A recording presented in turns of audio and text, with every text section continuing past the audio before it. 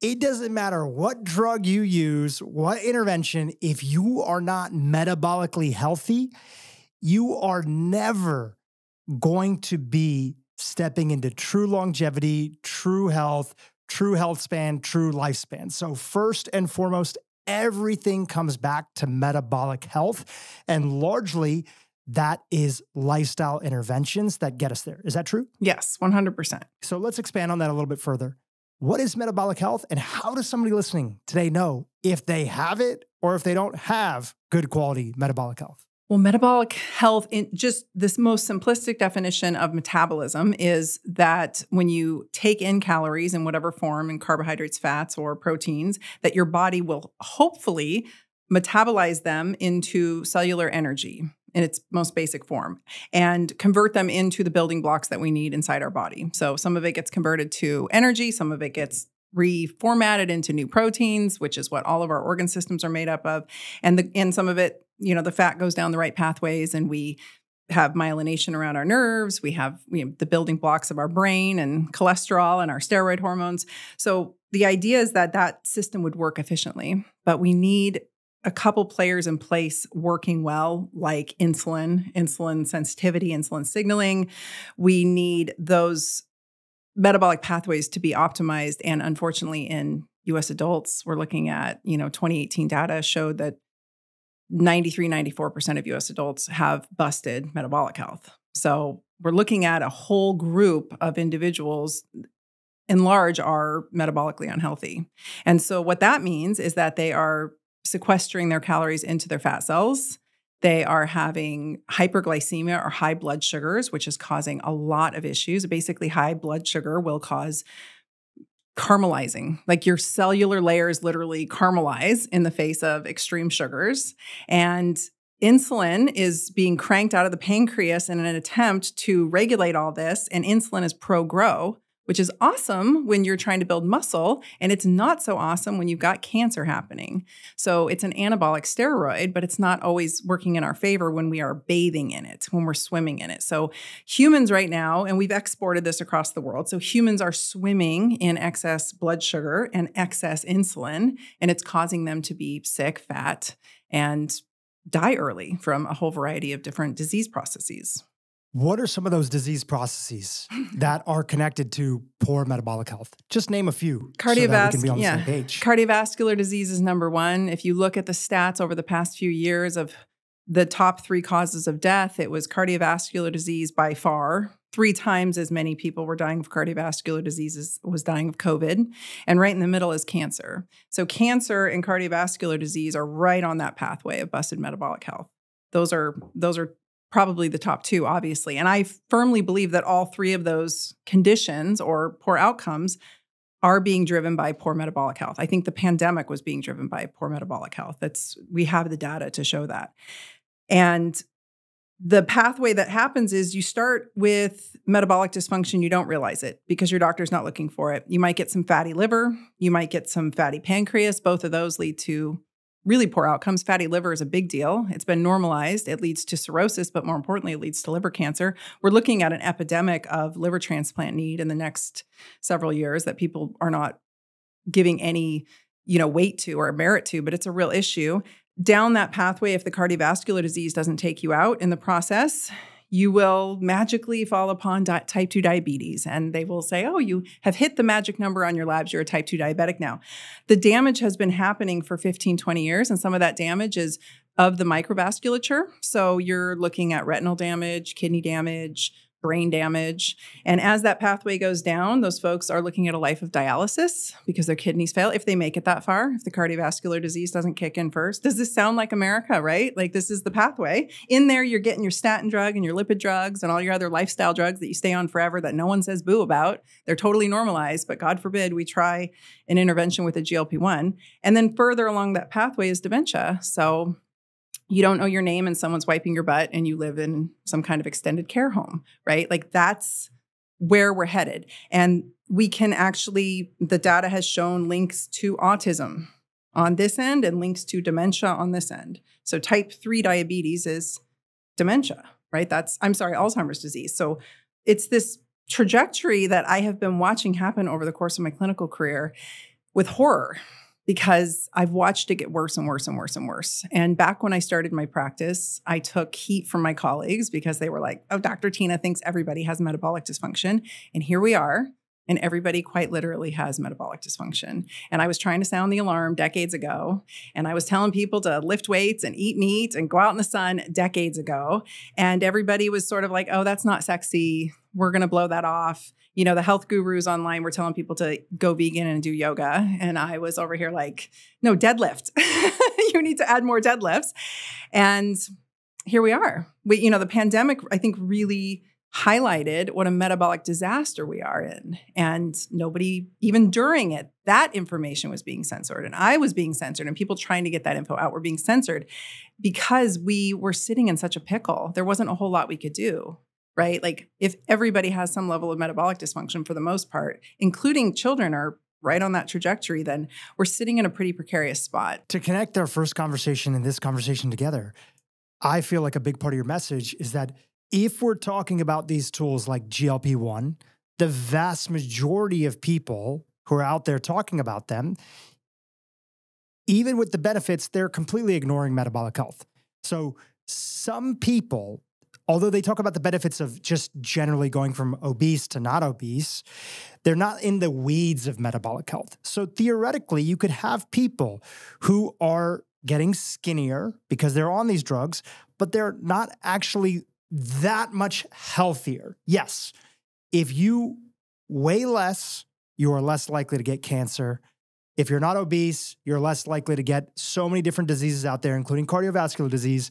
But if you're ignoring metabolic health and you're using Ozempic, Wegovy, or something else, that doesn't mean that you are going to avoid a whole list of chronic diseases because your metabolic health is not optimized. Is that accurate?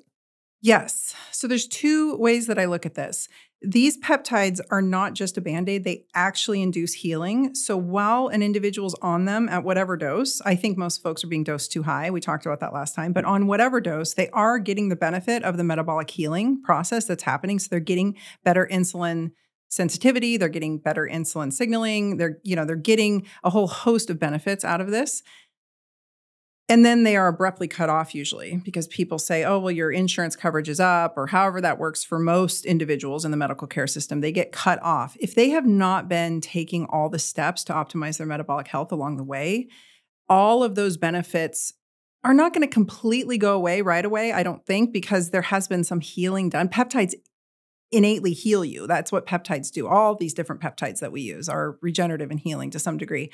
But you cut them off and they're going to be in a world of hurt because they haven't done anything, if they haven't done anything to change their lifestyle, including protecting their muscle, strength training, taking the opportunity. There's this window of neuroplasticity that happens when you're on them as well because of these neuroregenerative effects.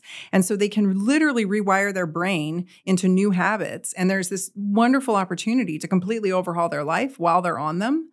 But I don't think most folks are being counseled that way. And they're being put on these crazy high doses that are crushing their appetite. So they're just wasting away in the process. And you come out the other side of that, a metabolic disaster. Now you're thin, but you're going to rebound and gain back all the weight if you didn't do all of these things in the interim to drastically change your lifestyle.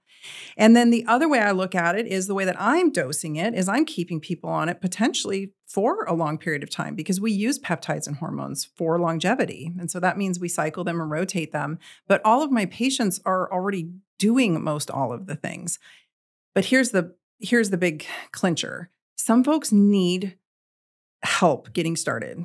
And they just can't. They just cannot get started for whatever reason. Maybe they're in too much pain. Maybe they're just reaching up to touch bottom. Whatever it may be, they are in such a pickle that getting started and getting moving is so difficult that we use the GLP-1 to give them that leg up to get started. It's not just the weight loss kickoff. It's the anti-inflammatory benefit. It's the mood boost. It decreases anxiety. It gives people the onus of control back.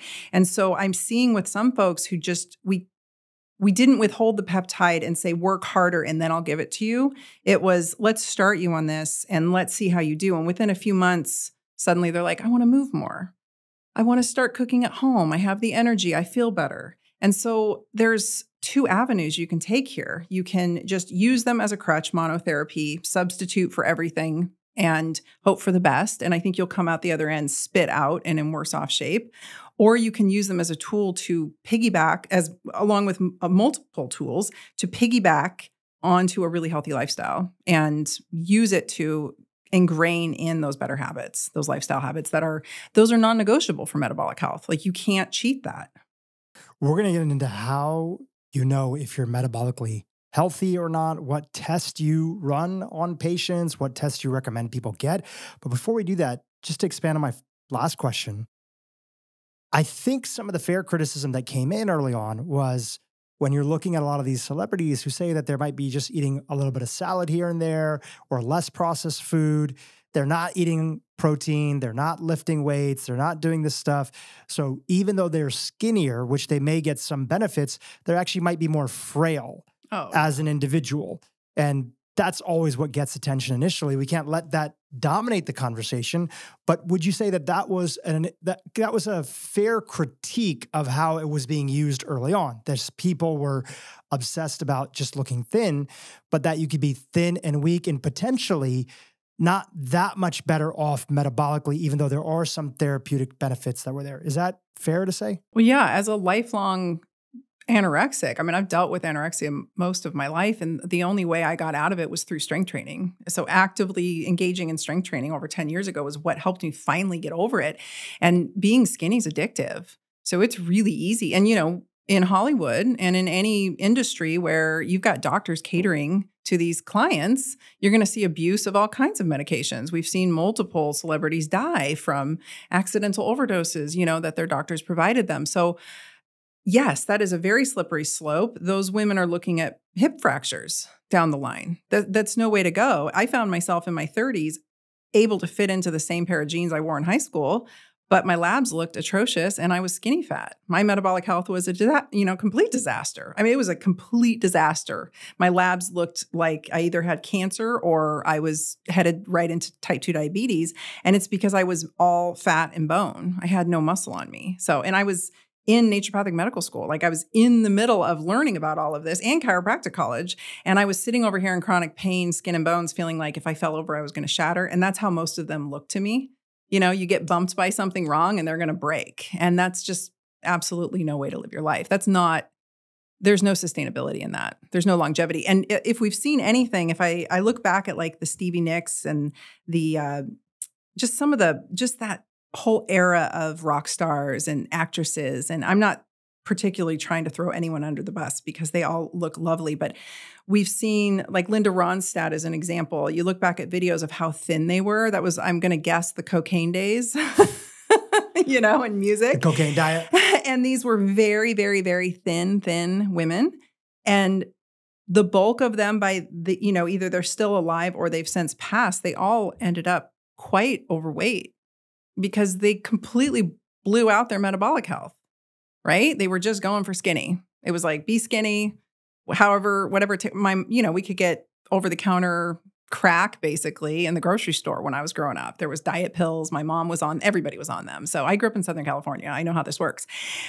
So I've watched this happen. And then I found myself in my late 30s and I thought, I better get my shit together because I need to train for menopause and not end up a complete hot mess when the hormones start dipping. And I know exercise is protective for that. And B, I need muscle mass because I don't want to break a hip when I turn 60 or 70 because breaking a hip is the kiss of death. I mean, that's it. Like, you end up with pneumonia and you end up dying for the most part, or your risk of death is significantly increased for the next 10 years. So in medical school, we learn like kiss of death. You break your hip, it's over, or your life is just completely changed drastically. So that's what being really skinny, that's where you're going. You're either going to end up rebounding into obesity and frailty at the same time, or you're just going to end up skinny. And I've seen these patients in clinic, they're in so much pain and they're so frail and they're so susceptible to fracture. So yeah, that's not what we want for people. We want strength. No. We want longevity. We want true health. And today we're going to talk about how to get it. Yeah. You mentioned in naturopathic college, you ran your labs. They were a mess. You were metabolically unhealthy. You were skinny fat. Walk us through some of what you did on yourself, what labs in particular you were getting done, and also with your latest knowledge and information, the things that you recommend to your patients. Like, how do you objectively see that you have poor metabolic health? Let's walk through the most important to, secondary, most important items, 1, 2, 3, and 4 labs, DEXA scans, whatever it is that you look at to help people figure out if they're metabolically healthy or if they're not. All right. So the most simplistic way to do it is when they would walk in my door of my clinic, I take their blood pressure, right? My assistant takes their blood pressure and I have a look at their waist circumference. So if their waist circumference is elevated, and a easy rule of thumb is to take your height in centimeters or inches and cut that in half, and your waist circumference should be below that. That's the red flag. That number is the red flag number. We don't want it to be there or creeping up just above it. We want below that. And if their blood pressure was elevated in conjunction with an elevated waist circumference, I would put my money that their labs were going to come back messed up. Got it. So if somebody is, and it's in inches for the waist circumference. Doesn't matter. Centimeters, anything. Just measure yourself. Take a string and get up against the wall and take, mark your head and take a string and then fold that in half. Right. So if you measure your height in centimeters, then do it in centimeters. If you do it in feet and inches, then make sure you keep both the same. Yeah. And then check your waist and you should be well below that. Okay, great. So that's the easy and most straightforward one. Just because you brought up blood pressure. A lot of people hear numbers when they go to the doctor. Yeah. Give us a sense. What is healthy? What is unhealthy? And is there optimal for blood pressure? Blood pressure has changed over the years because if you think about it, when you get older, your tissues get floppier, right? And so a amount of pressure to get through a, strong hose with good musculature is going to be lower than trying to get through a floppy hose. So our blood pressure is naturally going to elevate as a response to aging. Especially if we're not exercising. Yeah, the more flaccid our tissues get, if you will. So it's not necessarily the worst thing. It used to be that blood pressure and cholesterol were measured according to age bracket. And so you were almost allowed to have a higher blood pressure as you got older because it was a natural response. But now it's 120/70. That's about where people like to see it. What I don't like seeing is the bottom number, the diastolic, going up. That is more concerning to me than the top number. And people will just start creeping up. And it's a slow, insidious creep. I really do try to keep blood pressure under control. I'm pretty avid about that because that slow creep is telling me, especially if they've got metabolic dysfunction and insulin resistance, that their microvasculature is having to take a heavier load. And that's going to be impacting their brain and cognition over time. So I'm not thrilled about that. So I do keep sharp tabs on that. We don't, 120/70 is a good round number. I actually have a free guide on my website that has literally the international criteria for metabolic dysfunction. So people can go download that and check all this. Do you know the URL offhand? We can mention it. We can put it in the show notes too. Yeah, it's just at drtyna.com. Okay, got it. Yeah. And it's right there. Just assess your metabolic health. And so, or it says free guide, I think. The next question I ask them is, are you strength training? Before we move on, can I ask you a quick question about blood pressure? So on the topic, dear friend of mine reaches out and says, hey, my mom had some abnormal symptoms. They thought it was Bell's palsy. It turned out it was a mild stroke. And one of the things that her doctors talked to her about is she's got to get her blood pressure under control. And the first thing, I've seen this from so many different friends that reach out, they said they're telling my mom, my dad, or even me in some cases, because you have a lot of young people, that are dealing with a lot of these issues and poor blood pressure. They said, you got to limit the salt in your diet. Yeah. Right? That's almost the first recommendation and many times the only recommendation that these individuals get. And I'm sure a lot of people on the podcast have heard that. Now, we've had many people on the podcast talk about how if you look at the consumption of sodium, it's, even if the answer was as simplistic as just limiting salt, the vast majority of salt intake, sodium intake, let me be more clear, sodium intake, is not from the little bit of sea salt that you add to your salmon that you cook at home or your broccoli or whatever. It's coming from packaged foods. Right. It's coming from potato chips. It's coming from pasta sauce. It's coming from, I learned from a friend, Max Lagavere, it's coming from bread rolls. Yeah. And ultra processed foods, it's the packaged foods that you buy that have the highest levels of sodium before they even come to your house and you adding anything. Yeah. But the thing that I have with that, first of all, I want you to talk about salt, no salt. But the second thing is that people obsess over the tiniest little bits of salt and think that that's going to make a difference in their blood pressure. What do you want to say about that? That's such a joyless way to live. I couldn't imagine. I couldn't imagine living without salt. That would, like, salt and coffee are my two. I mean, I travel with salt everywhere, multiple vials of it. It's not the salt, it's the insulin. So when your insulin's elevated, you will have a response of having your blood pressure go up and holding on to that salt. So it's part of the biochemical pathway that happens, but it's the insulin resistance. It's not the salt. But if you have insulin resistance, which most people do, and you start packing in the salt, and you're like, oh, well, Dr. Tyna said it's okay to eat salt, because I tell all my patients to increase their salt intake, to be honest with you. But we're also actively working on getting their insulin resistance in check. If you don't do that part and you just increase the salt because we're talking about it, you're going to end up with your blood pressure going up and your cardiologist is going to freak out. So it's the insulin resistance. So that goes back to the waist circumference. Whenever somebody says, I can't eat salt, my doctor told me, I look down at their waist. I'm not judging them. I'm just like, where's their waist circumference at? Normally, they've usually got a little bit of a waist circumference going, right? And that's a natural, unfortunate side effect of our estrogen dumping out as we age, for women especially. So men are built in this android shape of having you pack on your fat in your tummy first, and you guys have skinny little butts and legs, and women have nice full hips and butts, hopefully, when they're young and healthy, and tiny little waists. And the second our estrogen drops, we shift into the same shape that you guys do, and we start getting bellies. And that insulin resistance actually starts to chew up our muscle tissue in our appendages. So we start to waste in our arms and legs. So we get these skinny little arms and legs and these big midsections. And, you know, everyone starts turning into a potato shape. No disrespect, but that's right. My whole family is shaped like a bunch of potatoes as they age, and they all have high blood pressure. And you would have been too if you didn't change what you did. You changed the trajectory. I trained for this. We're going to talk about all the stuff I started early. I was like, I'm not having this. So an important point about blood pressure, just to kind of summarize, and you correct me if I got anything wrong. Core in your clinical experience and your understanding of the literature, insulin resistance is the big driver, because if you have insulin resistance, you have poor vascular health. And if you have poor vascular health, your heart has to work harder just to get the blood to the regions of the body that it needs to get to. So your blood pressure is going to be off. It's not going to look good.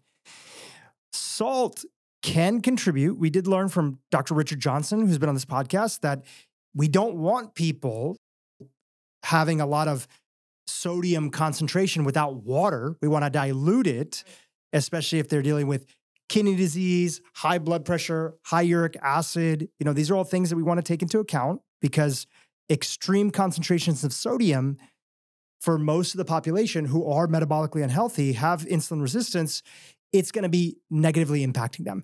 But if you just try to focus on the salt itself and not understand that the vast majority of the sodium is coming from packaged foods, and if you don't get to the root issue, which was what today's conversation is about, metabolic health, you're going to be running in circles. You can go on an extremely restrictive diet for a temporary period of time, and through sheer willpower and cutting off all salt, you could lower your blood pressure, or you could get to the root of insulin resistance and actually have some joy in life and be healthier overall. Is that accurate? Yes. And the kidney issues you just mentioned and the high uric acid are also due to insulin resistance and metabolic dysfunction.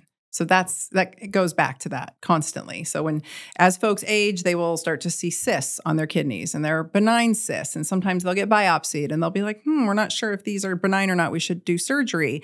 And you'll start to see elevations in uric acid. And that's usually in a more obese population, generally speaking. And they always, to my experience, always have metabolic dysfunction. Yeah. So it's not cut the protein to lower the uric acid, cut the salt to improve the kidneys. It's get to the root cause, which is build some muscle and get your together. So we were going down the line of things that you look at and things that our audience could look at. If you haven't gotten your blood pressure done, go get it done. If you haven't looked at your waist circumference, you don't need to go to a doctor's office. You don't need to pay for an expensive DEXA scan. Great if you can get that. You can just do it at home by following the instructions you have.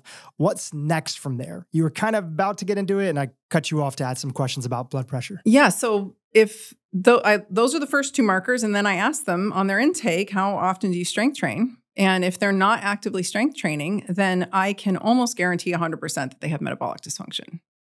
because they're not building muscle, and your muscle is what's protecting you against metabolic disease. Your muscle is what's driving good metabolic health. Your muscle is what's driving good glucose uptake and what's mitigating that insulin resistance. So without it, you're a sitting duck. So your friend's mom probably doesn't lift her weights, and she probably has a little bit of a waist circumference that's starting to expand or has expanded maybe for some time, and she's aging, so her vessels are getting floppier. And here she is, which is like so many people as we age in this country, in this world. Yeah. Now, if you have, it depends on the culture. I think that if you look at folks of Asian descent, whether they're Eastern Indian or they're coming, right out of like China, all of these countries, we actually have to be more diligent about that waist circumference, because that cohort of people tend to really have a big impact with just the slightest expansion of the waist. So Caucasian folks can actually pack on more visceral fat in the midsection and not have such deleterious results on their vasculature. So that's a whole thing too. I'd love to ask you a question on that. Obviously, I'm Indian, and I see so many people that are in my demographic, parents, aunts, uncles, cousins, even young quote unquote, healthy people. And they're skinny fat and they have poor metabolic labs. I actually had great metabolic labs, and I was still skinny fat because I was under muscled, not eating enough protein, and not taking resistance training seriously enough. And once I got serious about all that, I was able to dial that body composition in. But even somebody like myself, who traditionally has been skinny growing up and has been thin primarily because I was grown up vegetarian and I was eating an ultra-processed vegetarian diet. Vegetarian to me growing up meant anything that's not meat. So Twinkies, Sprite, Coca-Cola. That's kind of vegetarian I was. I get it. Right? Yep. So you get it. Yep, I did that. I call that a mac and cheeseitarian. Yeah, exactly. So some people have said, oh, maybe there's something genetic. Maybe there's this. I don't think it's genetic at all. I think those populations, even in India, the populations in the groups that consume meat, which is still the most bioavailable protein that's out there. Not that you can't do this on a vegetarian diet. You just got to be a lot more diligent, or vegan diet. They eat so little protein that's there. So you have a whole population that, even if the weight is same, these populations tend to be less muscle mass compared to their counterparts. So somebody who's Caucasian, somebody who's white, they can get away with it because they have more muscle mass as a whole, right? And they are more likely to be able to deal with that glucose and the other stuff circulating inside the body. But the Indian populations, the Asian populations, they just have less muscle mass. Is that your understanding, or do you think there's truly some sort of genetic component to it? I think it might be both. If it's the genetic component, what is the genetic, what is the aspect of that? I wonder how much of it is aromatase enzyme. So aromatase is an enzyme that lives in our fat, and it converts testosterone into estrogen. And so I'll see more gynecomastia in that population, which is like breast enlargement in males. And I'll see more propensity towards subcutaneous adipose tissue. And so I've seen this in patients that were Iranian descent, Middle Eastern. So there's something there. I don't know if it's just dietary or like generation. It might be epigenetics too, like generations of being undermuscled. But it's the advent of definitely there's a contribution to the modern diet, because if you look traditionally back, Indians were very fit. If you look back at old, everybody was in the whole world. Everybody was really well muscled. I saw a picture the other day of some young surfers in Southern California back in the 40s and 50s. And they were like just a bunch of really fit young men, and I remember growing up down here in Southern California, and all my guy friends were super well muscled, and they were surfing and they were playing soccer, and we were always outside. But yeah, so modern society is probably contributing hugely. But I wonder too, are genes getting turned on? Is there an epigenetic component? Can I add one more thought to that? Yeah. So a couple things. You're right. When you look at a lot of these old photos of I'm from this region of India called Gujarat. I wasn't born there. I was born in Nairobi, Kenya. But if you look at a lot of old photos, where people in this region were largely farmers, right? But they weren't eating meat then. They were fit.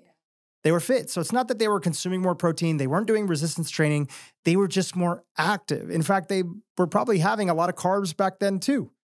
It's just they were much more active, and obviously the prevalence of ultra-processed food wasn't there. When you look at a lot of the cultures you just mentioned, my wife is Persian. When you look at the United States, even North America, and you say highest income earning ethnic, by ethnic minority, the top of the list is Indian. And Persian, right? Indian, Iranian, Asian, a lot of these families that were able to come over, felt like America's the opportunity, the land of the free, hardworking, making sacrifices, often living in like one home, like 4 different families, saving up money and then buying a business, or really emphasizing education, getting, their kids becoming doctors. I think 10% of all doctors in the United States, even though 1.5% of the population is Indian, 10% of the doctors are Indian, a huge amount of the CEOs. Obviously, these are people from these countries that could flee and had the education to be able to come over here. But those are the same professions that lead to a lot of sedentary living, right? Being a doctor, being a business owner, running a motel. So I didn't see anybody growing up like really working out besides like my dad who would play cricket. Like it was almost looked down upon. If people in our community, it's like, you're working out, like, why aren't you studying? Why aren't you getting ready for med school? So, who knows what the exact answer is, but I think that what you believe in, regardless of what your culture is, if you focus on resistance training, if you focus on getting metabolically healthy, if you dial in your diet, if you dial in your body composition, right, you can change all this stuff around. So nothing puts a limit on you getting fit. Would you say that you believe that? I do. And I think that we can all do our best. I get a lot of messages from women. I have a really cool following. I have women in their 70s and 80s and on that message me, and they're really trying. They've just found me and they're like, my generation didn't lift weights. We wouldn't be caught dead in a gym. We don't know how. They grew up on, some of these, one woman was describing how the gym, when last time she went, had the belt thing that, that shaked you up. Yeah. That you see in that archival footage of what it looked like to be in the gym back in the 60s or the 50s. And they always ask me, is it too late? And I'm like, no, it's never too late. You can always have muscle protein synthesis activated. You just have to put in the work, and it's going to be harder. And, I'm not going to have the muscle. I do not have the muscle mass that I had 10 years ago. And I have to work harder just to even maintain what I have. So it does change. And I do think based on ethnicity, something I wanted to say about what we were just talking about, I have said this forever. I think the closer you are to more purebred roots, you might have a harder time with a white man's food. You know what I'm saying? Like, totally. I think that— Like you look at like the Native American population. Yes. I think that is going to have it's going to be a player there. Whereas, because I had a friend who was Indian in naturopathic school, and he was having this whole epiphany during school because he went into it fit. School does a number on you. It was mostly female students at this school, so he's getting a lot of estrogen. And I remember him being like, God, I'm getting a little thick here. And then a few years out of school, he was very fit again. And he was like, I learned in school that I had to eat closer to my ethnicity. I had quite literally had to eat. Even I've had some instructors say even eating foods that are more native, like fruits and vegetables that are more native to the country that you came from, and less eating of the vegetables and fruits that maybe you would find over in Western Europe. Some interesting thoughts, and microbiome, I'm sure, is playing a role into it, and how people's microbiomes are probably more in alignment with the soils that they grew up with. Like my husband's a farmer that's lived on the same land. His biome's amazing, and it's in that soil. Like he is of that land, quite literally. When I met him on our first date, I was like, I want to lick him. Because his biome was so healthy and vital. Like people glow vitality, And so I think there's something to that. And then us white folk, I'm a mutt. Right. I'm a super mutt, but that being a mutt, just like with our dogs, it makes you more resilient to a lot of things in a lot of ways. And we have a little bit more wiggle room, not always, and it might make us more prone to some diseases. But I look at all my dogs, for the most part, are mutts, and they live a whole lot longer than the purebreds I've had. So, all right. I don't know. Does that make sense? There's a lot we don't know. Yeah. There's just some things to consider. Yeah. So, we were going down this list of things, and the last thing that you mentioned is you ask your patients, do you strength train?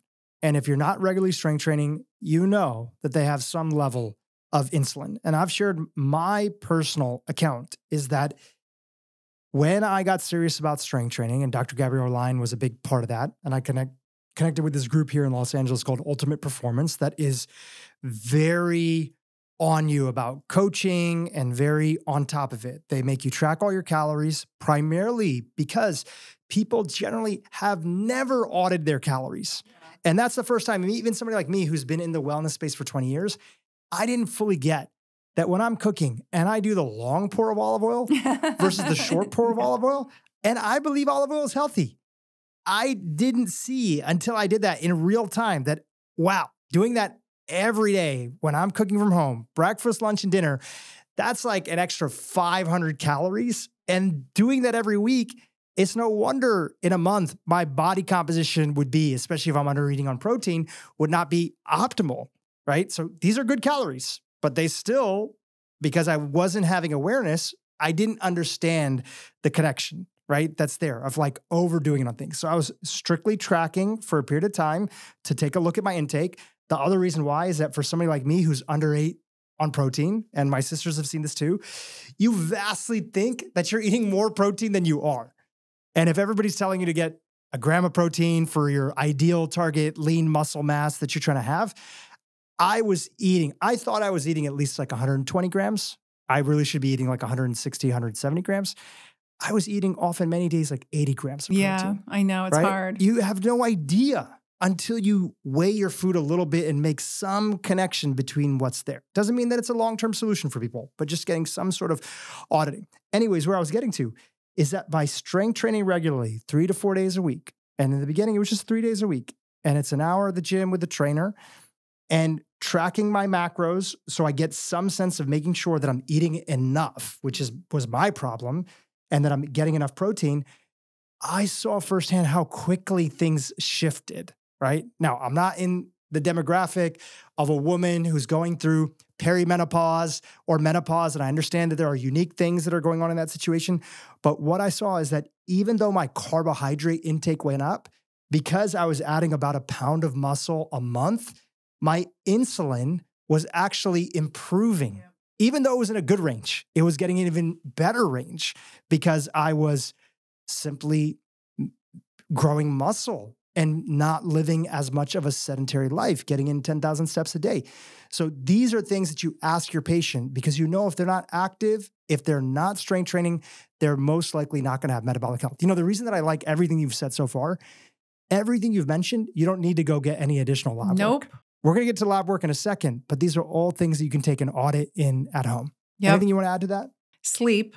If people aren't sleeping regularly and well and going to bed like a grown-up, getting up with the sun, they're probably dealing with metabolic dysfunction to some degree too, because just, one night of sleep being off will give you transient insulin resistance and metabolic dysfunction, but several nights in a row, several weeks in a row will really throw you over the edge. And so a lot of folks are not sleeping. I know sleep can be elusive for some, and there are reasons, and we work with that, but some folks are just not honoring their sleep. They're just not going to bed like a grown-up. They're just staring at their phones all night, and then they don't go to bed, and then they, stay up all night, whatever. And I'm guilty too. My husband bitches at me. He's like, why are you on your phone this late? I'm like, I can't sleep. I know what I'm doing. It's not helping. But that piece is huge, huge, huge, huge. So if someone says my sleep is atrocious, I've never been in the gym, or I'm not working out at all, or maybe they're using little tiny baby weights and they're trying, but they're still not lifting heavy enough. They're definitely not eating enough protein macros. That's kind of a given. Like, I'll just ask them. And you're right. People underestimate what they're eating. They overestimate what they're eating. It depends on what they're doing. But if their waist circumference is elevated, I can visually see that. You don't even have to measure yourself. You could probably guess, if you're a woman, if you've lost your waist, if you've lost your curves, if you've lost your waist, there's probably a problem happening. That's an easy one. And then if they are having some elevation of blood pressure, even if it's mild, but it's creeping up, they're on the path. So let's talk about labs. Okay. What labs can be helpful to definitively help people know where they stand on the spectrum of metabolic health? The big one that they'll get ran on their general yearly exam is a fasting glucose, because that's part of a comprehensive metabolic panel.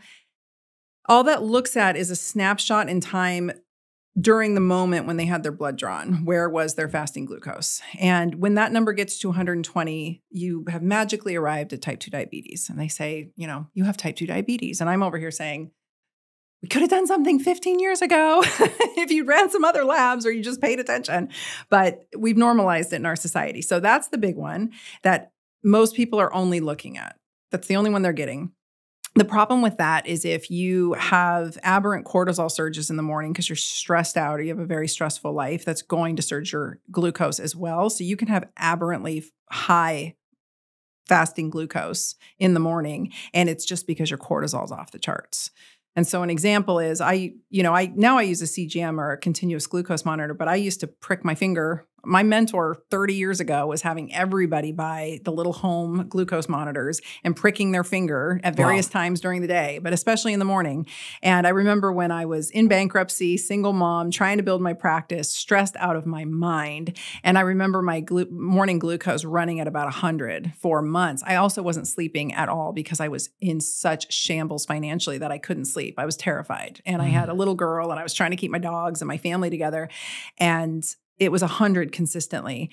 And I knew that was my cortisol. That had nothing to do with my true, glucose signaling. But that cortisol, that high cortisol will drive you into insulin resistance as well. That's another factor to consider. So a morning cortisol is really helpful to look at in conjunction with a morning AM fasting glucose. What's your preferred way to look at that? Is that like a Dutch test? No, just blood test. Blood test. Yeah, just ask your doctor for an AM cortisol and a fasting glucose because the glucose is going to be on there anyway because they're looking at a comprehensive metabolic panel. A hemoglobin A1C is a 3-month marker of how sugared up your red blood cells are. So it's a nice marker to have. And let's go back to the glucose. I want that at or below 90. 90 is the number. If you're at 90, something is starting to go a little haywire. But if you have that AM cortisol, you can gauge it. And what I want that as, that depends. I'm not going to give you straight numbers on that. But if it's high and it's on the high end of normal, you're probably driving up your AM glucose with that cortisol. You're probably stressed the F out and you need to reevaluate your life. And you're probably not sleeping well. One morning, a little anecdote is my fasting insulin is usually around like 3.5, 4, somewhere right around there. I think that's considered like good, optimal. Good is anything below 5, right? Insulin, yeah. We'll get to that one in a second. But I'm bringing it up because one morning I was dealing with like all this stuff. I was running around and I went in for like my normal quarterly blood work, and my fasting glucose that morning showed up as like 110, even though my insulin, which you're going to talk about in a second, was in a good position. So that's also just a heads up to people that, it's good to have multiple markers or a continuous, glucose monitor, because you don't want to be making, these big recommendations or people get freaked out. And that's just one little snapshot. I know I'm going to be more the exception to the rule in that instance, but for a lot of people that are listening to this podcast who are already thinking themselves as pretty healthy, dialing things in, I've even seen that with A1C, as you've mentioned. Some people have blood cells that stick around a little bit longer, red blood cells.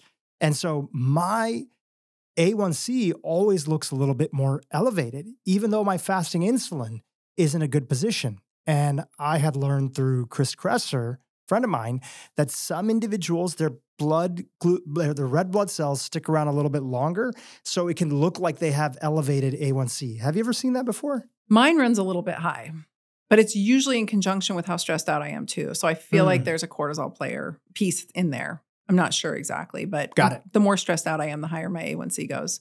So the A1C is so if we're looking at fasting glucose, that's like, okay, Susan, that's where you were that morning.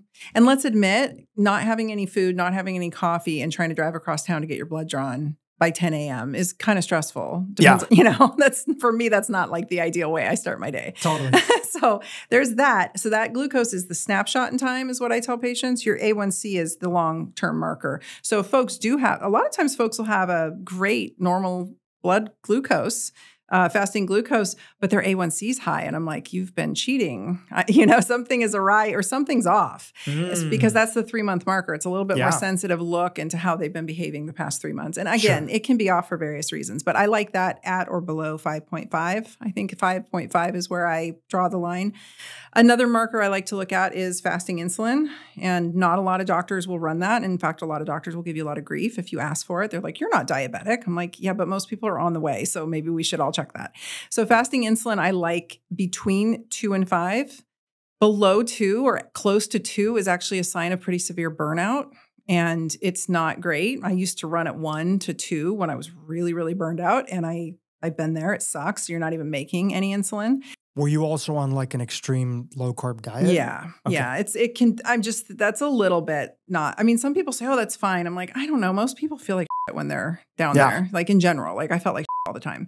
And then, above 5, we don't want that. So we want a fasting insulin. I have seen insulin though. Insulin's really sensitive to where your other hormones are at. And it's sensitive to your estrogen. It's sensitive to your cortisol. So not to say that's an excuse to ride with an elevated insulin, but we got to look further beyond that. We don't just stop there. If that's elevated, if those 3 things are off, yes, lifestyle interventions 100%, but also I think a prudent doctor should look a little further and consider how old is this person? Is it a woman who's walking into menopause? Like, what are the other factors? What are some other markers I like? I loved running a high sensitivity C-reactive protein that just gives us, it's a non-specific marker for inflammation. It doesn't tell us where the inflammation is. It just tells us if they're inflamed. And I think that's nice to have. I like to run a SED rate as well because it gives us a little bit different look at inflammation. And so between those, I'll see high SED rates and low C-reactive proteins or vice versa. I want to know, are they inflamed? That's at the end of the day, are we dealing with an inflamed body? Are we now in bonus territory, or C-reactive protein is like, you're even recommending for our audience that's listening? Yeah, everyone should run a C-reactive protein. SED rates are cheap. SED rates are really cheap too. So I think that both. Okay. I run both. Yeah. Because you can miss inflammation by one being low for whatever reason and the other one's super high. And you're like, okay, we got to fire. What does SED rate stand for? It's sedimentation rate. Sedimentation. So, yeah. It's a marker of your red blood cells. Got it. What I don't else? know actually if I've ever gotten that done or not gotten it done. Maybe it's in some of the blood work that I've done, but ESR. I gotta look into that. ESR is another erythro sedimentation rate. It's cheap. I think it's a very inexpensive add-on. The other thing I'd add is get your labs ran through, I always use lab co-ops in my practice so patients could get labs. If they tried to run it through their insurance, it was going to be thousands.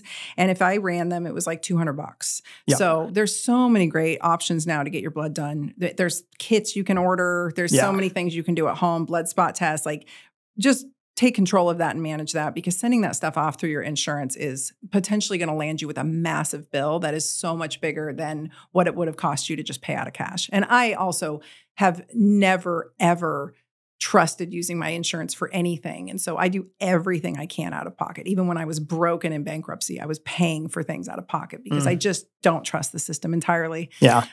My insurance doesn't need to see my lab work, My lab work's fine, but that's between me and the lab. That's just me putting on my tinfoil hat, but I've been that way decades before 2020 happened.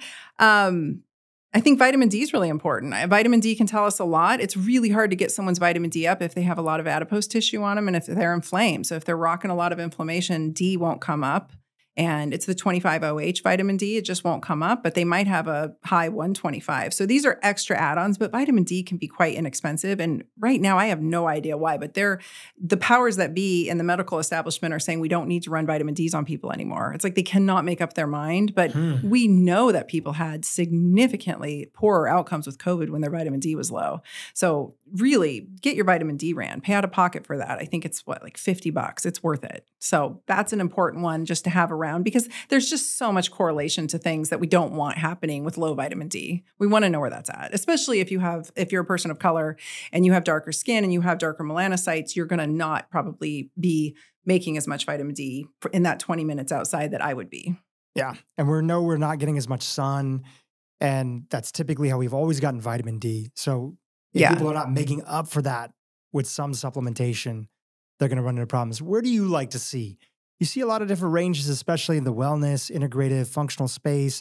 Some people like it higher. Some people say the body naturally down regulates to around 50. What's your goal of where you want your patients to be? 50 to 80, especially walking into winter.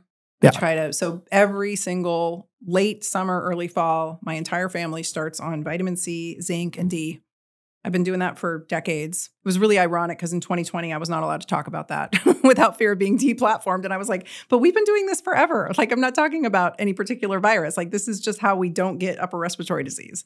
So Vitamin C, zinc, and D. Yeah, 50 to 80, I think, is a good, nice number. And I think most people taking around 5,000 IUs a day, depends on how much sun you get. I actually find that as my health improves, my D goes up. So again, because I think it's related to inflammation. So I haven't really dosed vitamin D much at all in the past couple of, probably the last 2 winters. I've been a little lazy about it, but my D still remains in a... How much time do you spend in the sun every day? Oh, I get out in the sun every single day. Yeah, so that's morning sun, midday sun, and late afternoon sun, all 3 different types of sun, because I'm getting different rays and having a different impact. But I live in Oregon, so it's like only 3 months out of the year that I get to do that. And then I try to travel as much as I can in the winter. I actually try to bank my D. So I try to get as tan as humanly possible by the end of summer, although that is causing me some skin damage, and I'm feeling it at age 50. I'm starting to see the signs. I'm like, I think I need some lasers. Somebody to resurface this, but I always say I'd rather die tan than die of all of the vitamin D deficiency related cancers. So yeah, that's great.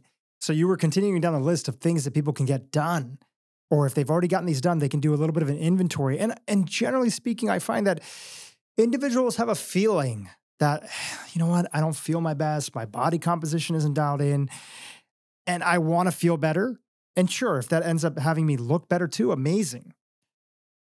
And they need a little bit of that reminder to go back and say, okay, I know I'm not the healthiest, but everybody's not really that healthy. But when they hear about these labs and they start to add these things together and they hear that they're not, having at least some aspect of resistance training, you can always even start small and work your way up. At any level, you can do resistance training. You can even do it with bands. We interviewed the oldest, female ninja warrior. Oh, awesome. She was on this podcast. Amazing. You would love her.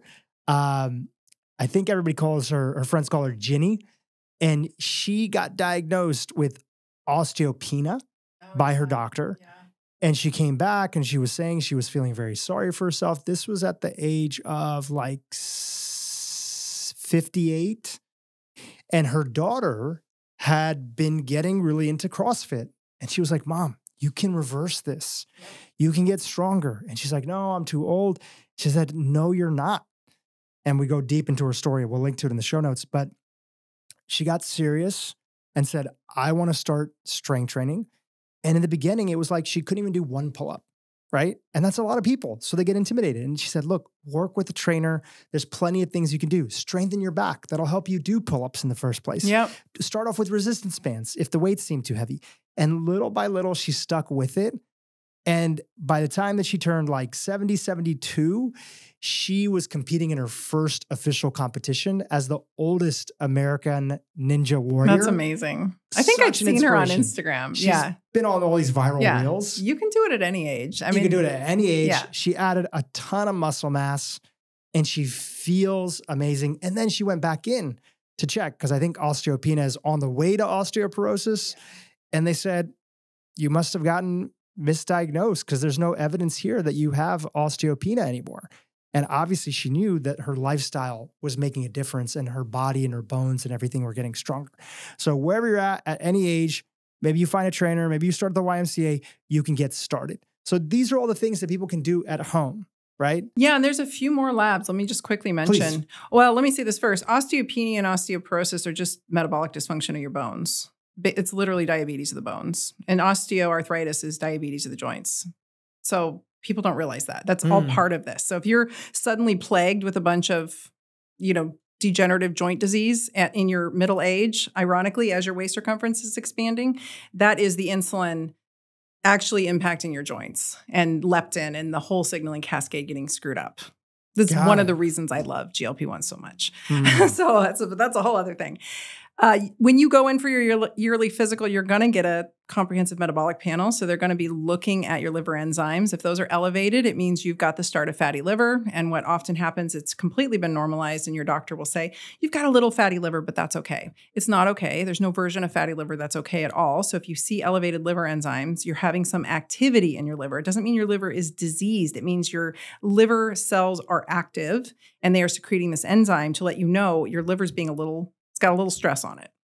It's probably fatty infiltrate. That comes along with metabolic dysfunction. And then the other thing is your lipids, your cholesterol, your LDL, your HDL, your triglycerides. If your cholesterol and your triglycerides equal each other, you are in trouble. So let's say your cholesterol is creeping up at 220 and your trigs are at 120, you are in trouble, and essentially your liver is pickling. It's not a good sign. Your lipids are off. Now, lipids can get off because of thyroid dysfunction and because of hormonal dysfunction, but most notably it's due to metabolic dysfunction. So I remember I had a fellow student in chiropractic college. I was like the token naturopathic doctor in the chiropractic college. So like all the dudes would come up and be like, hey, Tina, can you explain this to me? And I understood labs really like a ninja myself. So I was like, yeah, this guy shows up and he's super fit. He's Korean and he's super fit, very well muscled, probably the best adjuster in our school, like fast and really into martial arts. And like, just so he would take his shirt off and you were like, damn, that guy's in good shape. His trigs were off the chart. His cholesterol was creeping up and like off the chart, like what would that look like? It was in the 200s. I mean, 200s. It was not good for him. I remember looking at his labs and him being like, what is going on here?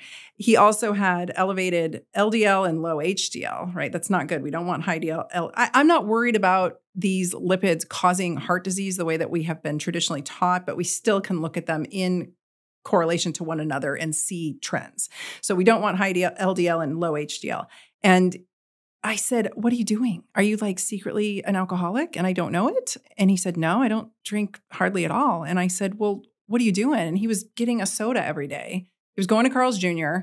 and getting his lunch at Carl's Jr., which I was like, what are you doing? So back to what we were talking about, sometimes you can really mask the metabolic dysfunction. That's what I was saying. This is why waist circumference is really so important in anybody of Asian descent, because we do not want that.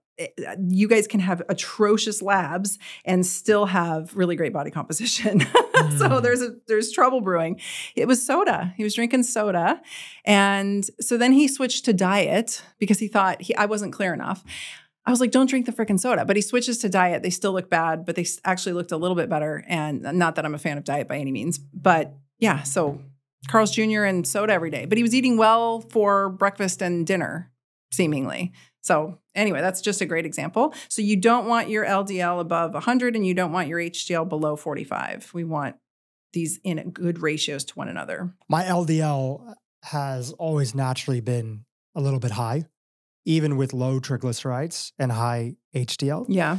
And I've done a lot of workup and I've had my cardiologist on the podcast, Dr. Michael Twyman. And one of the things that he talked about with me is I don't have familial hypercholesterolemia, but I am a hyper reabsorber of cholesterol. Yeah. So that leads to high LDL, and also my ApoB traditionally has been high. Is he worried? He looks at it as these things are shots on goal. And if your goalkeeper is really strong, and if which is your endothelium, if your endothelium is really strong because you have good production of nitric oxide, you don't have all this vascular inflammation through insulin resistance, and you are getting good quality sunlight. He's a big believer in photobiomodulation, and you're not super stressed, and you're not consuming alcohol all the time. These are all the things that keep an endothelium strong. Yeah, I was going to say, I think they're protective. They're all protective. And he said, because I look at the data, I know there's a lot that we don't know. So it's very clear that high ApoB is atherogenic. Is that the word? Atherogenic, yeah. It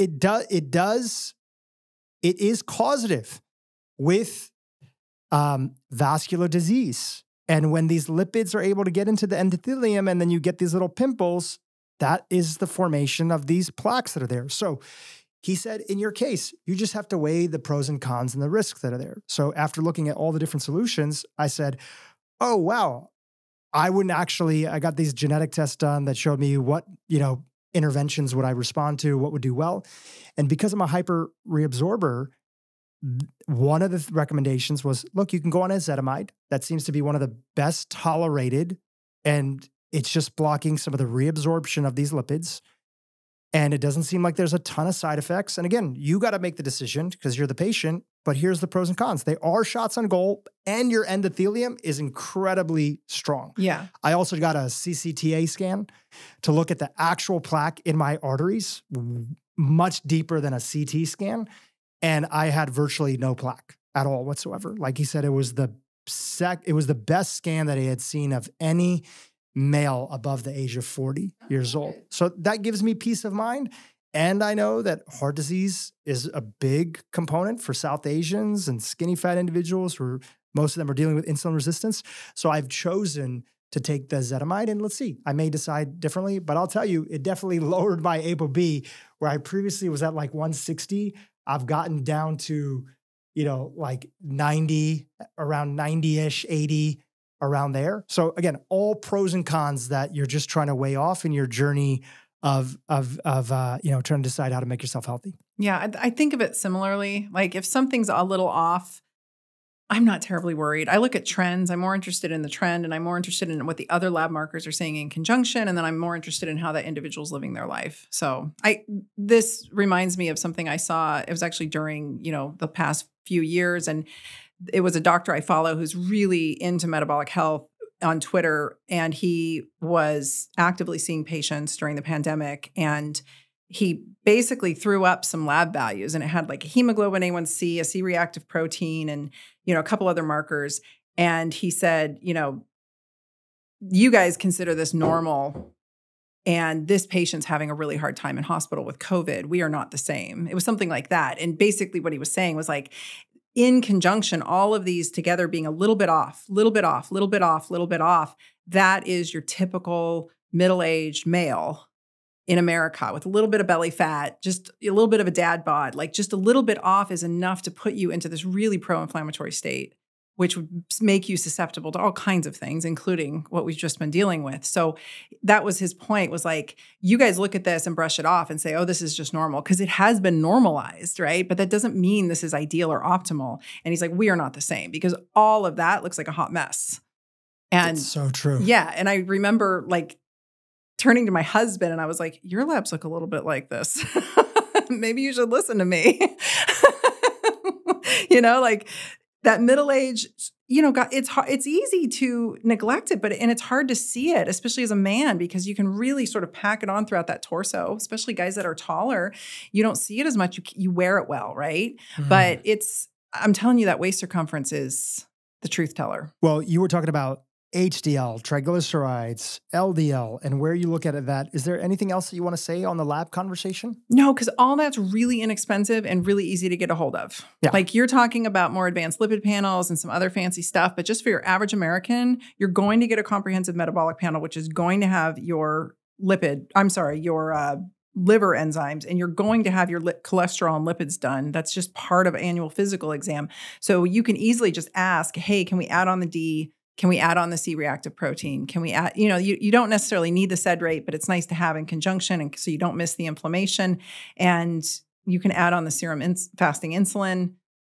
That's a pretty complete package. It's not a terribly huge expense. It's something that people can do, because I think people get intimidated. And I see this all the time in my community. They're looking at the biohackers and the influencers online, and it's hardcore. There's a lot of guys that are young and a lot of women that are young that are kind of sitting in your age group that are starting to dabble with this and taking their health really seriously. But a lot of this feels really hardcore to a lot of people. Mm.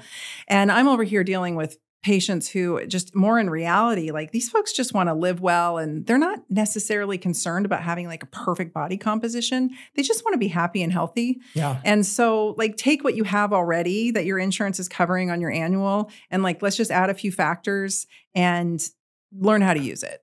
Yeah. Instead of getting so fancy. Yeah. Because we can get fancy, and that just gets really, I've actually had lab companies come to me and offer me free kits, and I've done it. And then I look at the results and I won't agree to work with them as a brand sponsor, because I'm like, this is going to scare the shit out of people. It's just too much. Like, sometimes that's the goal of these companies. Yeah. Because they got something to sell on the tail end. Yeah. Or, I'm going to have them on because I actually want to have a genuine conversation. They're not a sponsor or anything else like that. I think it's interesting. But some of these epigenetic sort of age tests that are there, from looking from the outside, my big concern is that a lot of the people that seem to be doing really well on that, it seems that supplements can influence it really heavily. So if a supplement can, not that lifestyle doesn't matter, and of course a lot of these people are doing that, but if a supplement can influence it that heavily, how valuable is it on its own? It's just questions that I have. I'm not sure. I don't have the answer. I think there could be utility for them, but is that where most people need to start? Do most people need to start at that? And I want to have all the options on the table, but I want to make sure that we never forget about the majors that people need to focus on, because most people don't even have those dialed in. And getting that dialed in alone, as somebody who's very involved in his parents' health and is trying to support them, and luckily I have the support of my sisters who are actually probably leading a lot of the efforts, and my brother-in-law, Dr. Neil Patel, just even getting your parents to do some strength training, right? To go to the sauna a couple times a week, to clean up the diet a little bit. Like that sometimes can feel like a full-time thing if you're for them and for you to support them, because you're trying to change habits when you've had years or decades of doing things a particular way. Just buy the sauna and put it in their basement. That's what I did. I was like, here's the sauna, go in it every day. So now we've covered the basics. Okay. People know how to know if you're metabolically healthy or not. And let's say whether they needed that confirmation from the labs or they did that waist circumference and they're like, oh, okay, I am in the 90% of people that are metabolically unhealthy. You've already talked about some of those things that are there. Resistance training, right? Non-negotiable. Non-negotiable. Is there any tips or resources that are things that you tell your patients that are important about them getting started on that? Because it can feel, again, very intimidating for people in their 50s, 60s, 70s who have never done this before, and 80s and beyond. What tips, resources, guidance do you have for those individuals that are like, okay, I get it. Dr. Tyna, I want to get more serious about resistance training. What do you tell them to help them on that journey? Ideally, find someone who you pay money to who can get you started, because it is a skill. Strength training is a skill, and there's a lot of opportunity to hurt yourself. And folks are often coming in with orthopedic issues already. And those are the people I took care of in my practice, right? I took care of people who had orthopedic issues. And if you bung yourself up and you get yourself hurt, you're going to stop. And then you're going to be maybe even worse off than when you started, because now you're really going to be not wanting to go back to the gym. The gym is an intimidating place for a lot of people. So I think hiring somebody, I would specifically ask, are you competent at training middle-aged and older folks? Because that's a whole art form in and of itself. Anybody can train a 25-year-old, but it takes some skill to train someone who's 45 or older. So finding somebody, and you often can just, you got to interview these coaches. You often can find people who've had backgrounds, like I think my first coach, the reason I hired him was because he had a very strong cardiovascular background. He was actually training people post-op in a cardiovascular clinic. And I was like, I want you. Like you get this, right? We have to work to tolerance and we have to build upon a foundation, and that might take a lot of time. So finding somebody who is skilled to work with, you don't necessarily have to do one-on-one, because I know that's cost prohibitive for a lot of people, but you can work in small groups. That really brings the price down. So find a group of folks, maybe 5 to 8 people in a small class, maybe even 10 people, but where you still have some individual eyes on you, but you're in a place where you can afford it. And then you've got community and accountability, which I think is also really healthy. I mean, that's a huge part of the gym, right? It's just like seeing people and having friends and being part of something where you're all bettering yourself. That's a big deal. It's a really big deal as people age. I think that if that is out of your cards because you live somewhere more rural, I hear from people all the time. I live out in the middle of nowhere, so that may not be as easy to find. There is a ton of online stuff that you can do, although you don't have eyeballs on you. So I just don't want people getting hurt. I want them starting somewhere that easier to do when you're younger, harder to do when you're older, getting started on your own. So finding some kind of community that can help support you. CrossFit, I think, is great if you have a good CrossFit coach. Not a fan of like Barry's Boot Camp, Orange Theory, all of that. I think those just exhaust people and burn their adrenals out. I think it's way too much. That's not strength training. I'm talking about slow and heavy, and finding somebody that can work with you on that.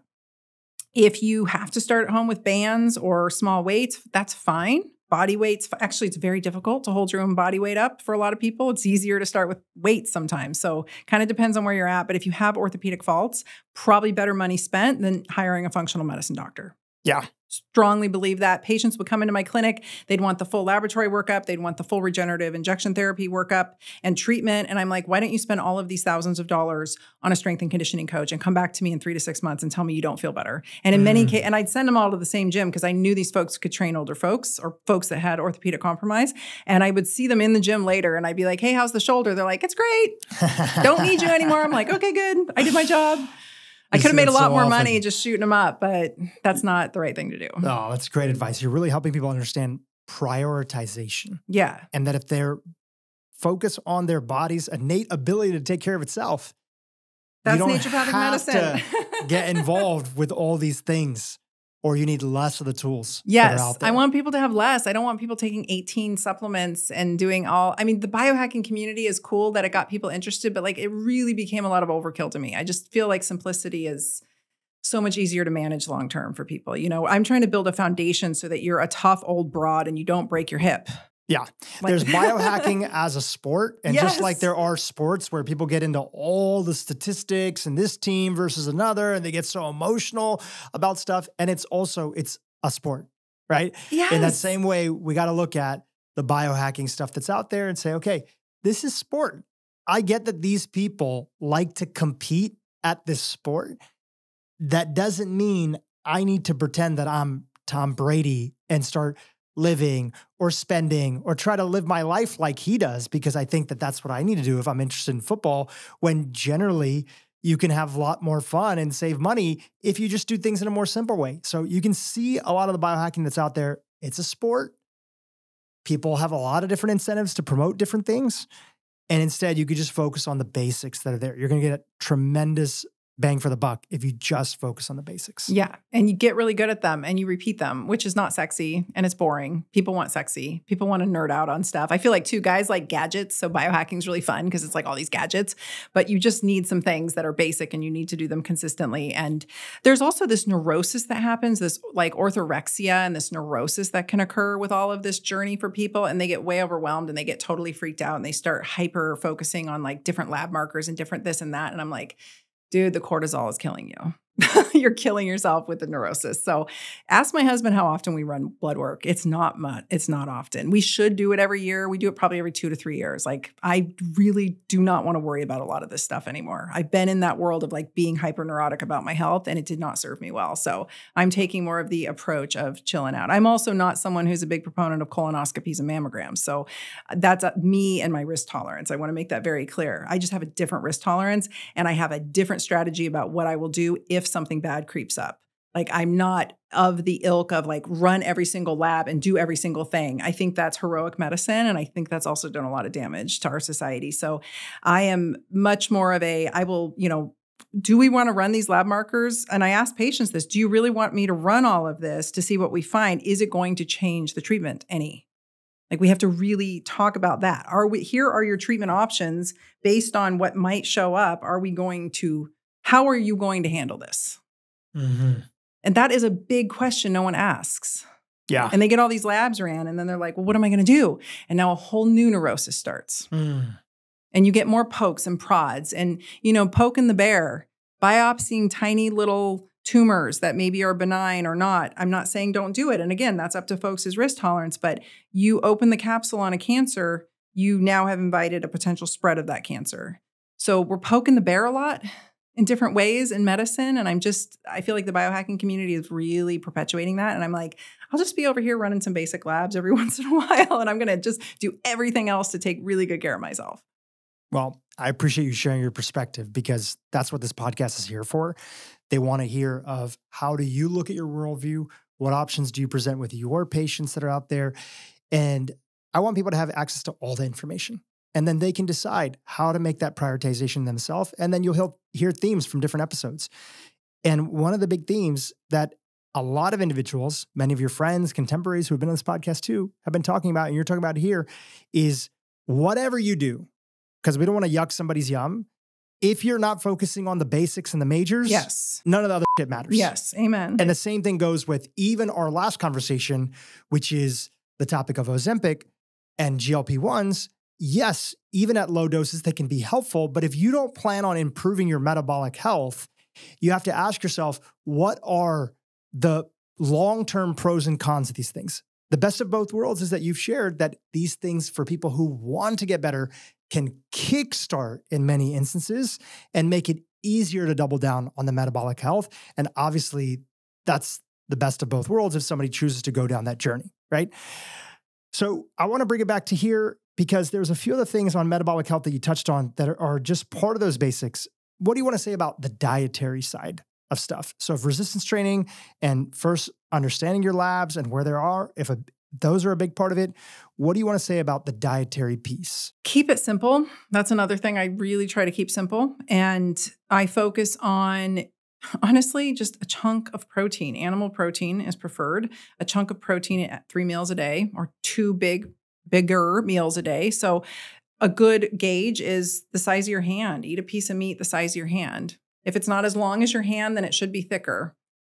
That should get you started. That's a really great gauge to get started. And you can use different fitness apps if you want to. You can keep track of your macros. But once you start knowing how much protein is in something, you can just start to eyeball it, right? It's not too difficult to do. So I aim for like 30 grams per meal at least. We could go heavier if we're really actively trying to build muscle, or maybe we are a bit older and we are dealing with some sarcopenia. We want to go higher. If you're a man, you want to go higher. But under eating is a real issue. But trying to hit your macros, your protein macros, when your gut and digestion is compromised, which is a lot of people, that's a really daunting, difficult task too. Nobody considers that, but that is a very hard thing to do. It's really easy to say, oh, gram per pound of body weight. But in somebody who has gastrointestinal issues, that's just like, I can't do it, doc. It's too much. I feel terrible, So really just trying to meet the patient where they're at, because everybody's an individual. And I'm looking for needle movers. So a good one is pain. I had a really awesome old-timey doc tell me years ago, all of your female patients are under eating their protein. If you can just get them to eat more protein, their pain will go down.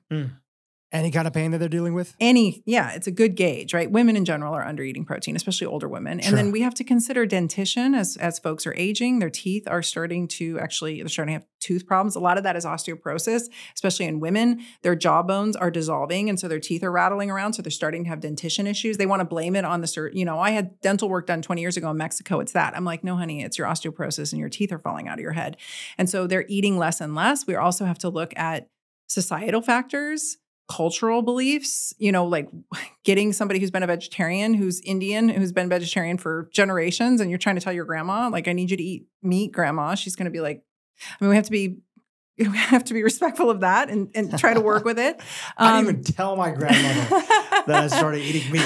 She probably was she would have been, if you care about your grandparents' health, it's like, I want her to live as long as possible. Yes. I don't want her to die early because her grandson is now eating meat. Well, we have to look at money too. I mean, I've had patients say, I've got 5 kids at home and a husband, or I've got 3 boys that are football players and a husband. I can't even afford that much. Like, we just have to look at issues. But if you're cooking meat at home, yes, I know meat is more expensive than certain things, but actually when you look at people's budgets, nothing is more expensive than packaged foods. Of course. Yeah. And convenience stuff that's out there. It's just like trying to feed if you're going to cook at 2 home. or 3 boys, sure. And a husband. Sure. And it's just a lot. And then there's even the concept of women.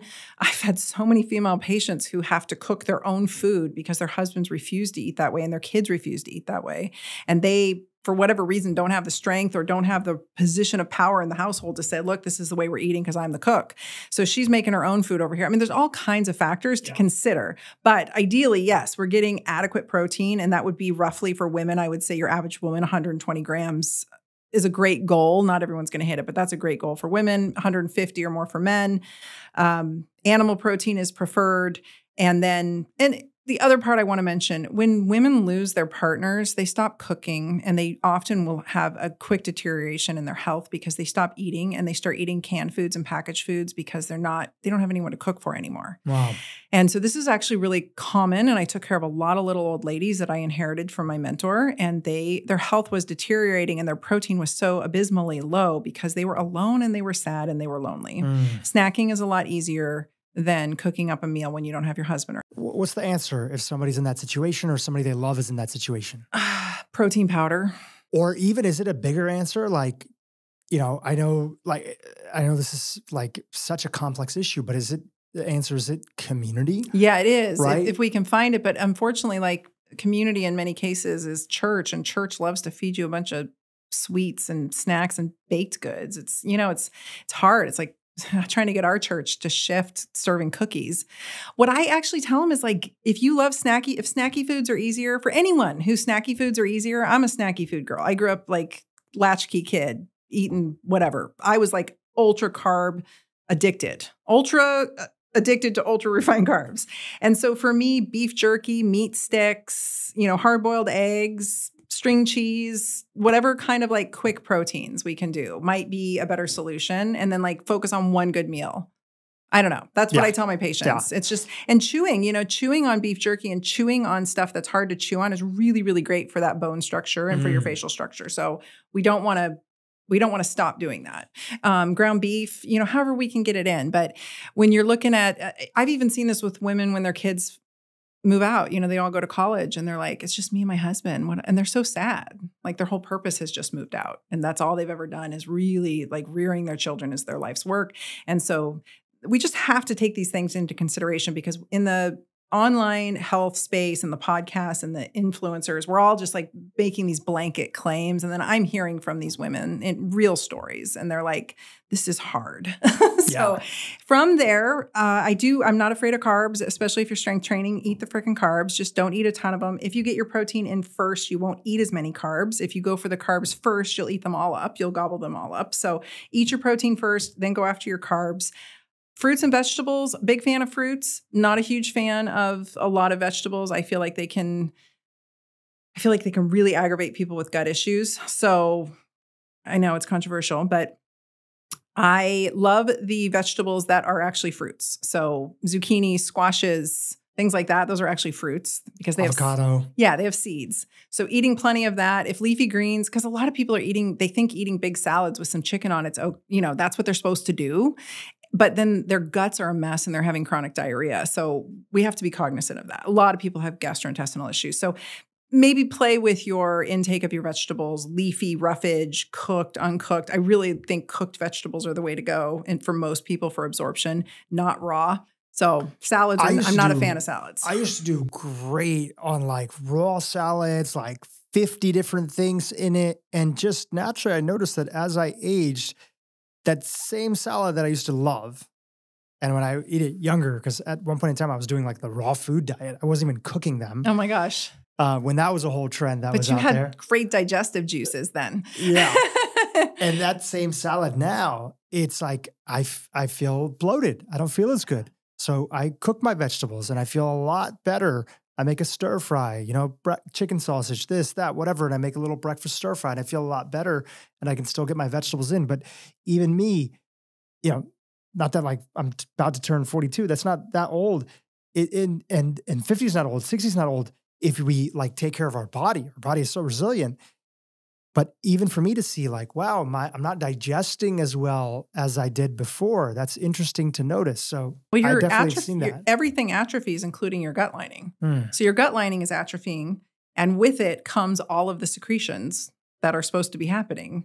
So as that gut lining atrophies due to age, this is one of the other reasons I love GLP-1s is because I really do. I think that as folks age, their L cells, the parts of their gut that contain the L cells that are supposed to be secreting the GLP-1 are probably going through an atrophy.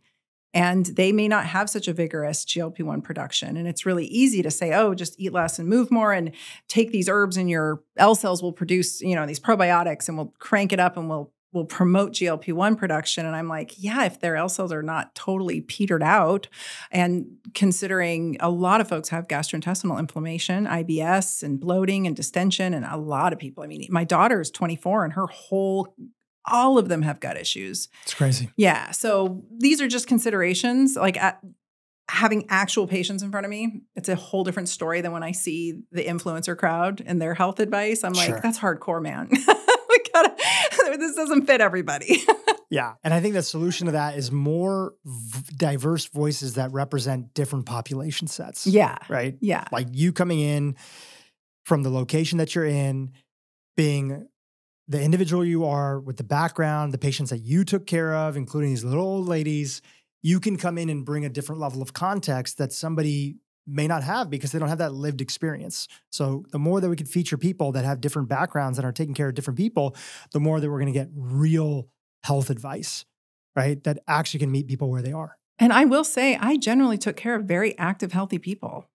It was an aging cohort because I was doing regenerative injection therapy. So these are people who had bunged up joints. But for the most part, I only accepted people who were quite fit. So very good body composition, generally speaking. I was not taking care of sick people. My practice has always been, I'm pretty picky. There's an application process. Like I really my whole angle was that I keep active people active. So yes, I inherited a whole group of people from my mentor and I inherited these little old ladies, but those little old ladies were very active. I was not taking care of sick people that you know, these were not complicated, complex cases. So even in that group, what I'm telling you is happening. So, you know, just for the audience listening, for anyone who's maybe been, you know, there's so much great free information out there online and I appreciate all of the contributors to it, but there's also like reality of physiology and we have to honor that too, because I see 65-year-old women trying to follow the advice of a 25-year-old strength and conditioning coach online. And I'm like, may have a mismatch a little bit. So how we got on that topic is we were talking about dietary things. Yeah. Right? You had a few rules that you wanted to share, especially if you're strength training. Don't worry about the carbs. Don't overdo it. Don't overdo the added sugar, etc. But don't be fearful of carbs. In fact, going low carb, super low carb for long periods of time can be not great for women. And I've heard multiple people on this podcast talk about the damage that a lot of women in particular that'll destroy your gut lining. Right? That'll destroy your gut lining, maybe other components that are there. Probably not great for men too. Anybody, you know, long-term super low carb. And I totally respect the fact that there are people in this whole ketogenic, metabolic brain health that truly feel that that's what gave their life back. Yes. Or they're suffering from such bad autoimmune conditions that the only thing that worked for them, even as a medical doctor, was going on a carnivore diet, right? I can respect both aspects of those things. So don't fear carbs. Make sure you adequately get your protein. You gave some different rule of thumbs for that. You know, keeping it simple. Get your vegetables, cook your vegetables, lean towards the ones that maybe are going to cause less digestive issues. Any other principles on diet that you want to put in before we move on? Cook at home and don't eat crap out of packages if you can help it. Love it. If you're going to eat a packaged food, consider, you know, there's different companies that make really nice meat sticks or even some of the more clean bars, but you really got to be picky about those if you need like a portable food, but cook at home. 99% of the time, cook at home. That's great. So we talked about exercise. We talked about diet. You've mentioned a little bit about sleep as well earlier too. We talked about the importance of community a little bit briefly. Anything additional that you want to say about that? Friendship, community, finding your tribe, and the importance that that plays into modulating stress, connecting to your life's purpose. You know, anything you want to say about that? Well, you are who you spend time with. You quite literally, our microbiomes are contagious. So we are who we spend time around. So pick your friends carefully. And find your tribe, though. That doesn't mean I'm really a hermit at heart. I'll stay home all day with my dogs and not see humans for weeks and be just fine. But I need to be around other humans. I'm happier that way. My heart rate I actually track my heart rate variability goes up when I'm around other humans. So I have to be really cognizant of that as somebody who's pretty introverted. So finding people, but make sure the people that you choose to spend the most time with, if you really want to optimize your health, you have to consider their health. And I don't mean to be judgmental, but that is a real thing. We really do share our chronic degenerative illnesses with one another through our microbiome. It's not just habits and, you know, lifestyle. So that has to be a consideration in there. And I see that a lot with folks who are maybe having lots of struggles in their health, getting dialed in, and then, you know, their partner is incredibly unhealthy. That can play a role. So it is important, but you got to pick your people. Yeah. That's a hard one to hear, I know, but health is contagious and lack of health is contagious too. So those are big problems on both ends. Any other big components that are there? Sleep, sauna. I'll throw sauna in. I do. Sauna in? Just getting hot. You know, getting hot. If you can't afford sauna, I don't care what kind of sauna it is, just get hot. Yeah. That might be through exercise. That might be through a hot bath, but really stoking those heat shock proteins can be incredibly vitalistic and healthful. So cooking yourself a little bit is my jam. Yeah, some temperature variation, some positive stress that we're bringing into the body to add some resilience. Yes, and I am not keen on protocols. Just get hot. Get as hot as you can. 2 tolerance. Water is a beautiful, beautiful tool and treatment. In naturopathic medicine, we call it hydrotherapy. It is 2 tolerance. It is to stoke vitality, and that is a different temperature for everyone. So you can listen to all the gurus, and you can put yourself at potential risk if you have cardiovascular disease, or you can just take it to tolerance. And you can build yourself up, and it's really a vitality stoker. All of these things are vitality stokers. What I love about everything you shared is these are all simple and straightforward things that people are already working on. They just might need to give a little bit more attention to them. And generally speaking, if you find somebody coming in and they think like, look, I'm living pretty healthy, but my midsection is getting wider. I'm looking more like a potato as I get older. The potato. Right? My labs don't look great, and I'm aging and I feel like I'm aging in the wrong direction, but I want to get metabolically healthy. They hear about these main components. Yeah. They take it seriously, and it's not their full-time job, but they take it seriously. They're working on it every week. They might be including in a different habit. Maybe they're focusing a little bit on their diet, then strength training, then their sleep, or in whatever order that you come up with them. How long have you generally seen that it takes somebody who comes in, who's motivated, like a lot of our listeners are, who's not metabolically healthy? I'm not talking about severe obesity. I'm talking about they just don't feel good. They're outside of the optimal zone. How long have you generally seen in your clinical experience it takes them, if they focus on these few areas, to feel like they are now metabolically healthy? They will start to feel better immediately. And within a week to 2 weeks, they'll start to notice their inflammation going down and their clothes are fitting differently because they're losing some of that inflammatory bloat. Labs will not change for 90 days, but that doesn't mean that the goodness is not happening during those 90 days. So it really is like within 30 days, they come in and they say, I feel awesome. I want to rerun my labs. And I say, no, because they're going to look the same. Don't waste your money. In 90 days, I'll see changes on labs. I'll see all those markers I mentioned really start to improve. So I have heard from so many people like, well, what's the point if it takes 90 days? That is not correct. That's not the correct thinking. We are on a path. We are on a journey, and journey is there's no destination. It's just a journey. Health is a journey, right? So you will notice within a week or two improvements, and then we retest to see, but we're really looking to see if that waist circumference is coming down, and it should start. And if it's stuck and they're doing all the things, this is where I pulled in GLP-1s. This is where I got interested. So you mentioned giving them to folks, who really might need them. And I'm over here also saying, we have folks doing everything right. And they're in my age cohort. They're sitting in middle age, especially women listening to me. Your estrogen if you are not exercising going into menopause, you are screwed if you don't get on the ball, period. But as your estrogen drops, even if you are well-muscled and doing all the things, you will start moving towards metabolic dysfunction, period. That is the side effect of estrogen dropping. So I'm a big fan of bioidentical hormone replacement in this age cohort. But even with that and doing all the right things, this is where I will pull GLP-1s in. Yeah. So, we have about 10 minutes more here on the podcast. I'm going to run through a few questions that we got that are from the first episode that are related to this. The one that I want to bring back up and have you answer again is, everybody asks, where do I find a doctor? And it's a tough answer, but your real answer is? It's hard. I know. I'm getting this question too from everybody. It's really hard because doctors aren't seeing this. And I have asked every single person who comes to me who says, I'm microdosing GLP-1s and then this is happening or this, and I'm like, what's your dose? And they tell me they're not microdosing GLP-1s. They're taking the standard dose. The doctors are hearing this term now because I've been on the podcast circuit and they're hearing the term microdose and they say, oh yeah, we microdose. And they don't. They're giving the standard low dose, the starting dose. So I don't, and that can be too much for a lot of people. So finding somebody. And what is that? What is that typically? With semaglutide, it's 0.25, and with tirzepatide, it's 2.5 milligrams. These are milligrams.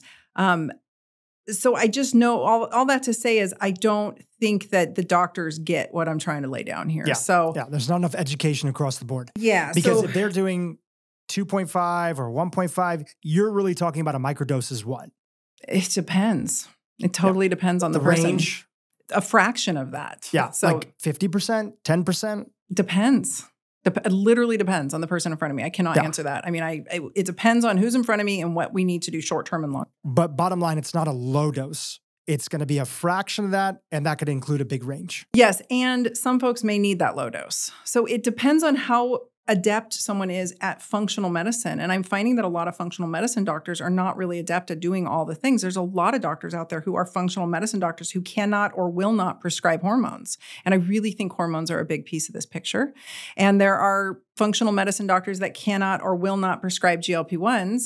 And so they're completely missing that piece. And so there's there's a lot of confusion happening. I feel like I'm going out trying to spread this good message, and yet I'm creating a big monster and a lot of big confusion. So I have a program where I am training doctors inside of, and so that's helpful. So they'll be like certified by you? They're not going to be certified, but at least we know they took my course. Okay, and they heard my, the way that you're a little bit more likely to probably get better care. Yes. And then I know that in the longevity medicine community, doctors are getting it. So folks are showing up saying, and they're getting it. And I know some of my naturopathic doctor colleagues who are really into peptides already. They were already into bioidentical hormone replacement. They're getting it. No training necessary. They're like, I get what you're laying down. So I know they're out there, but you have to find somebody who already knows how to work with peptides. Yeah. Ideally. And that's going to be. Actually, that's probably one of the best recommendations you could have. Yeah. Who has long-term use of peptides? Yes. Period. Has been using them. Yes. They're more likely going to have the mindset that's needed for, if you choose, like I have zero interest or need for doing any kind of microdosing with GLP-1s, so I'm not a candidate. But if somebody is, the best indication is find a longevity doctor who already has a good amount of experience working with peptides. Yeah, and hormones. And hormones. Yes. How many years would you say? If you were looking at a resume and somebody said, I have X amount of years. I don't think it matters, honestly, because I was a really excited as a young doctor, I was really enthusiastic and I listened to my patients. So I took a lot of input from them. So I had these old guys come in that were like hormone experts from way back in the day because they were bodybuilders. These guys are in their 70s. They taught me about testosterone therapy replacement. So, young, you have more opportunity for somebody to work with you. Older, you're going to have somebody with a lot more experience. Yeah. And so the other question that we had here is that if somebody's interested in microdosing, they find somebody who they think is a good practitioner to hold their hand on this journey, to listen to them, to take feedback, to adjust accordingly, and they're willing to work on their metabolic health. If that physician is not using a compounding pharmacy, then they're not microdosing. Is that accurate? Like the question that we had here is that, should I be worried if they're not using a compounding pharmacy? Some folks' need of microdose is the actual starting dose. Got it. So the pen and the standard brand name might be very appropriate for them. That would be somebody who probably has more weight to lose, who's really much more metabolically busted. Microdosing, I will say this again and again, is microdosing, for it to work, it's reserved for those who are metabolically optimized. So folks coming in saying, well, Mike, I get messages. I listen to your podcast and I try to microdose and it didn't work. And I find out they've got 60 pounds to lose. Those are not microdosing candidates. Got it. Any other caveats there of who is and isn't a candidate that you want to add in?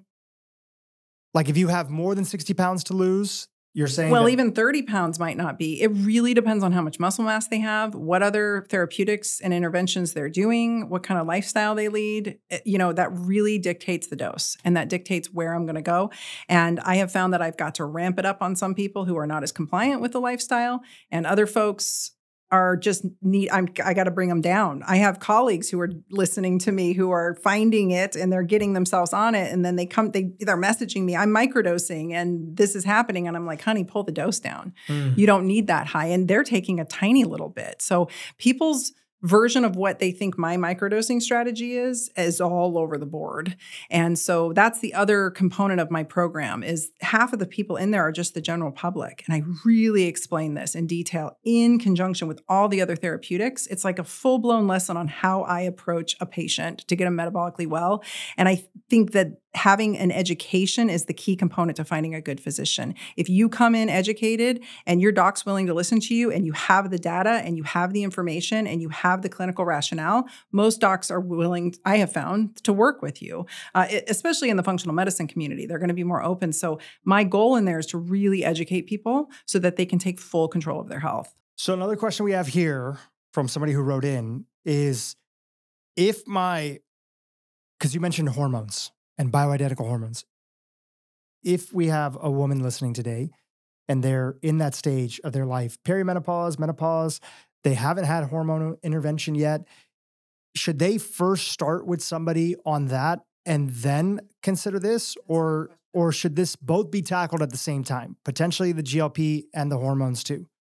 I know it depends, but what are the big picture framework that they could be thinking about? So I just taught this module inside my program, and the bottom line is, depends on the hormone. So we can apply adrenal, thyroid, even progesterone quite safely to most individuals, even if they're really metabolically compromised. We start to get into trouble with estrogen and testosterone and pathways that they go down when we have a lot of adipose on the body. So we need the estrogen to bring the metabolic health to dial it in, but putting estrogen in a metabolically dysfunctional individual is a disaster I've seen in clinical experience. It's like trying to hit a moving target. So this is where I think GLP-1s are a beautiful addition early on, because they need the estrogen so we can get their insulin sensitivity back up. And without the estrogen, we cannot get the cells to function properly, but we don't want to put estrogen in a hot mess of inflammation. So I think GLP-1s in all cases are a beautiful place to start, but they work much better. We even have a very small study, but we do have some data showing people lost more weight and had better outcomes when they were on HRT. So it's a both. And a good doc, like we just talked about, is going to know how to do that. And they're going to weigh out the pros and cons and personalize it and put that together. Yeah. And I talk about that again, really in depth. I explain all of this by hormone inside my program. So at least folks can have a better understanding of what it is they're putting in their bodies. Where can people go to both, if you could remind the audience, if they're interested in the program, we have some practitioners that are listening. They might want to check that out. And then you also have a free 4-part series that people can watch, and anybody can sign up for that as well. Just remind everybody where they can go to get both of those things. Sure. So drtyna.com, DRTYNA, Tina with a Y. And right at the top, you'll find my free 4-part video series, which is free to everyone. And it really dives deep into a lot of the conversation that they need to hear and know about to blow some of the myths out of the water, learn about some of the other benefits that we haven't discussed. And then I've got hours of content on my podcast. It's called The Dr. Tina Show. And folks I think there's 10 hours of free podcast content there as well. So tons of free content if they're interested in the program and really diving deep into this to understand what they're doing, which I think is the key for folks who aren't going to be able to find the right kind of practitioner. They're going to have to educate themselves. You'll find that through the 4-part video series. Tina, this has been fantastic. And I'm so glad we got a chance to do this in person. And I get a chance to meet you in person. Yeah. I so appreciate your enthusiasm for the space, and why I'm in particular so happy that we took the time to do today's conversation. I know it won't be our last podcast together, is that foundationally, I really get that you believe that the true pathway to health and true longevity is being metabolically healthy. Everything else happens after that. And so we can't let biohacking hijack the conversation. We can't let the minor things out there hack the conversation. And we can't just think that the only solution, this is not what you're saying, you're talking about the personalized thing, is a drug intervention. You've never said that, but some people are out there advocating. We need the foundation of lifestyle that leads to metabolic health. And if there's some tools in the toolbox like peptides that can make that easier for people, it's no different than why people use testosterone, hormone replacement theory, or why some people are on Viagra, for instance. So I really get that for you and your framework, because it's the truth and it's your clinical experience. Metabolic health and being metabolically healthy is foundational to our health. And I so appreciate for you advocating for that on today's podcast. Thank you. Thank you for having me on again. This is so fun. And I'm glad I got to have this opportunity to explain all of that, because I think it's nuanced, and I think that we have tools, like you said, those sweeten the deal, but you got to lay the health platform and you got to lay the foundation, and that's all work, and that's all an individual's input on taking care of themselves. Well said. Tina, thank you so much. Thank you. Hey, YouTube, if you enjoyed what you just saw, keep watching for more great content on how to improve your brain and your life. More information than ever out there, and we haven't fixed it yet. Now, for a lot of reasons, we've gone after the wrong targets, like just the description of diets alone and the way we put people on a diet where it's this, we're lowering calories and we're giving them this ultra-processed food that makes them hungry is just mean, and it doesn't work. It's ineffective.